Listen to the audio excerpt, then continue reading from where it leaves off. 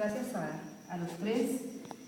Y bueno, siguiendo con eso, y de acuerdo a sus respuestas, ¿qué tipo de poéticas creen ustedes que son las más utilizadas actualmente, las más manejadas en poesía?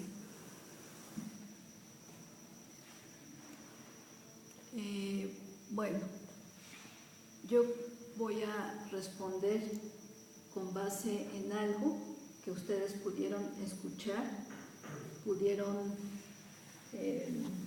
percibir cuando participaron los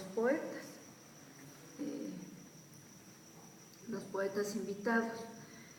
Yo voy a partir de lo siguiente. Ya he dicho que hay una heterogeneidad, que no creo en que haya un único discurso poético.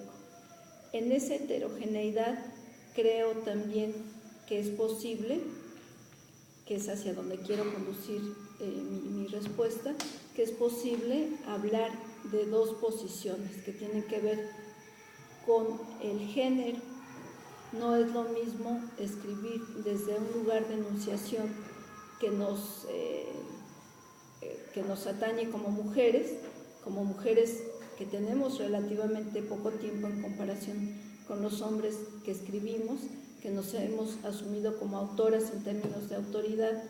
No es lo mismo que lo que escriben ahora los hombres, aunque hay desde luego formas de encuentro, y no por esto quiero ser o sonar esencialista y decir que hay un discurso poético femenino y un discurso poético masculino.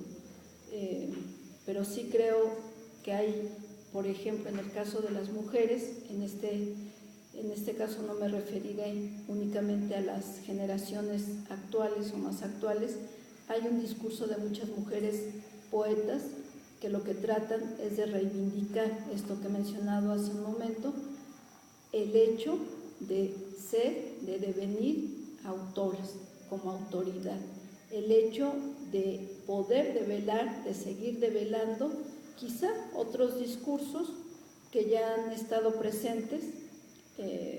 No somos ni hemos sido las únicas poetas, no somos nuevas, claro, pero sí creo que sigue siendo una tarea constante para muchas poetas actuales seguir develando esta capacidad de reconocerse en el propio espejo, como decía hace rato, que en este caso no solo somos nosotras mismas, sino somos una colectividad que en muchas ocasiones nos ha mal representado. Entonces yo creo que se trata de mirarnos para nombrarnos con voz propia, para mostrarnos al mundo con nuestras propias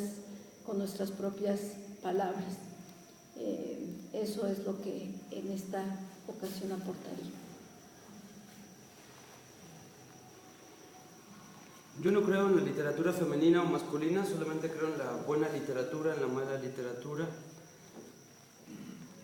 Cuando esta historiadora Reina Isler hacía una interpretación de los hallazgos arqueológicos y reconstruye el relato falocentrista del hombre, Isabel Allende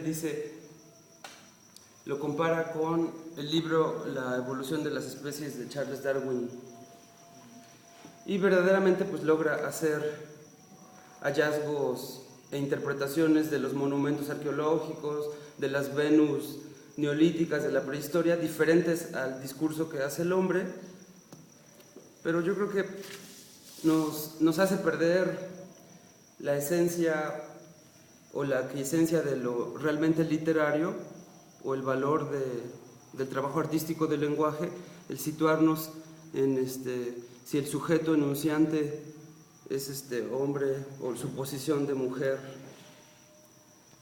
No me gusta entrar en esa parte de lo femenino y lo masculino. Yo he estado haciendo un ensayo sobre la poesía heterodoxa porque me siento ajeno a esa estética o a esa poética.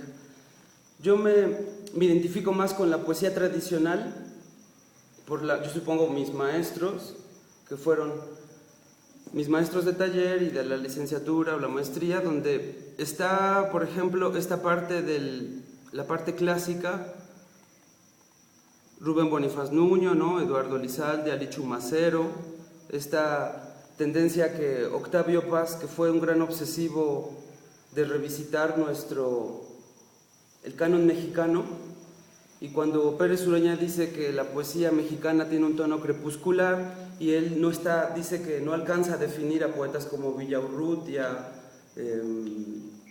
Pellicer, Gorostiza, y a cada uno le ubica una parte del día, ¿no?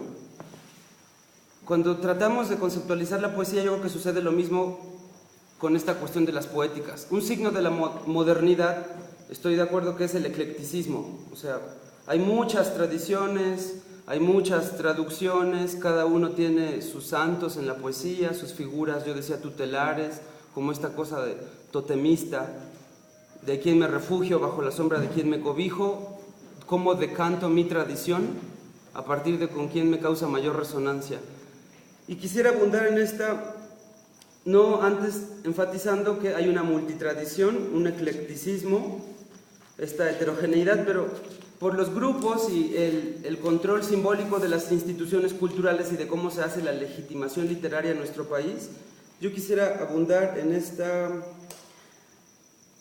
lo que algunos estudiosos o críticos denominan esta poesía heterodoxa o esta poesía como una poética del riesgo,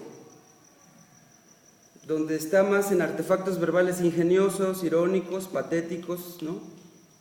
Epifanías emergentes. Esta poesía que está más alimentada en el cono sur, sobre todo por este autor Néstor Perlonger, que muchos jóvenes, aquí por el grupo de Luis Felipe Fabre y todos los jóvenes que están alrededor de la década de los 70 y los 80, que en Perú, en Argentina, ¿no? Tienen mayor resonancia con esta estética, donde trata de desacralizar el poema, donde no importa la obra, sino el procedimiento, ¿no? Work in progress. Y por ejemplo en Colombia, que hay una mayor afinidad de poesía tradicional, donde están estos discípulos de los herederos, de estos maestros de los 40, de los 50, que se identifican más, yo decía por ejemplo, que están peleados con los del neobarroco, ¿no? La poesía tradicional, Lizalde, Rubén Bonifaz Nuño, Alichu Macero y sus herederos, que yo creo que es como una pugna o una lucha ideológica y además ética, o sea, por los valores que sustenta un poeta, o por los valores o la axiología o la ética que está implícita en la obra de tal poeta. Por eso hay poetas que no son tan difundidos por los aparatos oficiales del Estado, ¿no? Esta parte que se denomina como parataxis en la poesía heterodoxa, o buscar otros soportes, que lucha contra la antisolemnidad de la poesía tradicional, ¿no? Y pues bueno, creo que ya hasta ahí podría caracterizar lo ortodoxo y lo heterodoxo para no abusar del tiempo. Bueno, volviendo a la pregunta de Hortensia, que creo que era lo que teníamos que responder. Para empezar, no quisiera caer, como decía Rocío y como después respondió Alejandro, en ninguna ansia totalizadora, es decir, si la poesía depende de su género o depende de si es una poesía de riesgo o tradicional. Decía Gilles Deleuze que ninguna teoría que se respete puede aspirar a la totalidad, porque la totalidad es una cosa del poder, es una cosa que ejerce el poder, pero no el filósofo o el intelectual, ¿no? Entonces, pues digamos, en cuanto a la poesía que se escribe actualmente, ¿cuáles serían las poéticas más representativas? Creo que sí hay algunas características que, si no los marcan, por lo menos los influyen, aunque sea tangencialmente, a la mayoría de los poetas vivos y sobre todo a los poetas nacidos después de la década de los 70, que bueno, una sería, pues como decía bien Alejandro, la obsesión con la tecnología. Y esta misma obsesión con la tecnología tiene una relación con la fugacidad, es decir, con lo pasajero, con lo que vemos durante 20 segundos en nuestro Facebook antes de pasar a la siguiente noticia. Entonces, esa misma liquidez y ese mismo transcurrir tan alebrestado, pues tiende a filtrarse, yo creo, en la manera de decir y en la manera de escribir poesía, en la manera de cantar. Y es, yo creo, por ejemplo, curioso que después de una época en la que pareció que iba a revivir esta tradición de la poesía filosófica, me refiero sobre todo a la década en la que escribieron Gorostiza y Owen, pues ahora es un poco extraño encontrar ese tipo de poética en virtud de una poética sensible o una poética, bonito adjetivo, combativa, ¿no? Si es que quiere decir algo. En todo caso, creo que sí, lo más interesante es que hay una obsesión con el presente y con la inasibilidad del presente, aunque no de una manera reflexiva, sino más bien sensible. Y bueno, yo creo que con eso participé en esta pregunta. Así es, creo que la poética del cuerpo, la poética de lo social,